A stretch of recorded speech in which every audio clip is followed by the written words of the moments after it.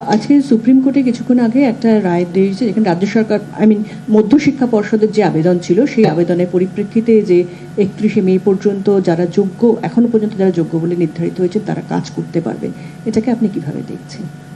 ওটা ডিসেম্বর পর্যন্ত প্রসেস দিয়েছে পর্যন্ত। হ্যাঁ, সোফার আই নো, সোফার আমার উকিল যেটা আমাকে লয়ার যেটা ব্রিফ করেছে আপ টু ডিসেম্বর পর্যন্ত টাইম দিয়েছে।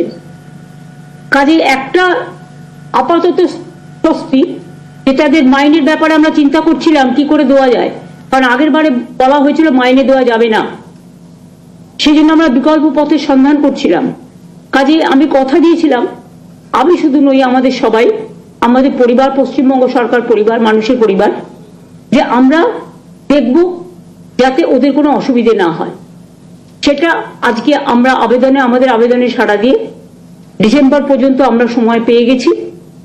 এবং তারপরেও দেখবেন, আমি অনেকে বলছেন 2026-এ যাবে, 2026-এ যাওয়ার প্রশ্নই নেই, এই বছরের মধ্যেই সব সমাধান হয়ে যাবে আশা করি, যদি আপনারা সবাই সাথে থাকেন।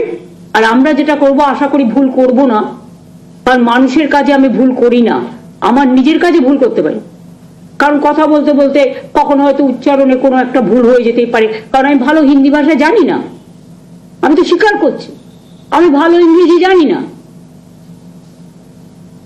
আমি তো not from elite class, even elite ক্লাসকে আমি শ্রদ্ধা করি, কিন্তু আমি যেমন ভালো সংস্কৃত জানি না, কিন্তু সংস্কৃত আমরা পড়েছি ক্লাস 8 পর্যন্ত, হিন্দি আমরা পড়েছি ক্লাস 8 পর্যন্ত, ইংরেজি আমাদের সময় ছিল প্রথম শ্রেণী থেকে।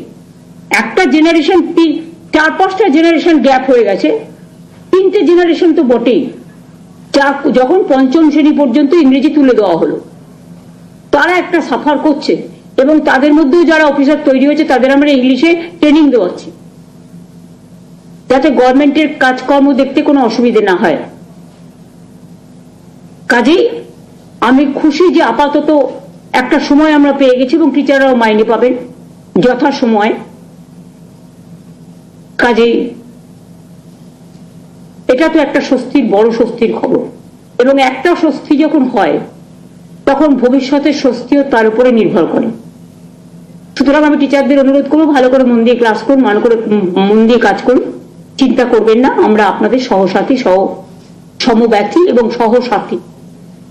আপনাদের বেদনা হলে আমাদেরও বেদনা লাগে।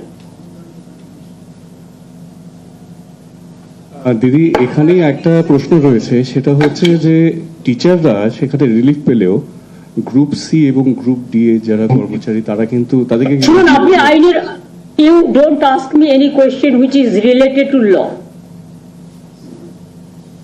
Whatever will do as per law, এবং এসব ব্যাপারে আপনারা চিন্তা না করে চিন্তাটা আমাকে ছেড়ে দিন, ঠিক আছে? আমাকে লটা ভালো করে দেখতে হবে। Let our lawyer to come back. ওরা এখন দিল্লিতে আছে, ওরা আসলে ওদের সাথে বসবো, কথা বলবো। আমি ব্রাত্যকেও বলেছি ওদের সাথে ডেকে কথা বলতে। যখন কোনো প্রবলেম হয়, প্রবলেম সমাধান করবার জন্য সময় নিতে হয়, তাড়াহুড়ো করে কারো কথায় প্ররোচনায় পা দেওয়ার প্রয়োজন নেই। আইনের প্রতি ভরসা রাখুন, বিশ্বাস রাখুন, সরকারের প্রতি বিশ্বাস রাখুন, ভরসা রাখুন। নিশ্চয়ই কোনো না কোনো পথ খুঁজে আমরা বের করবো আইনের সাহায্যে। অপেক্ষা করুন, ধৈর্য ধরুন।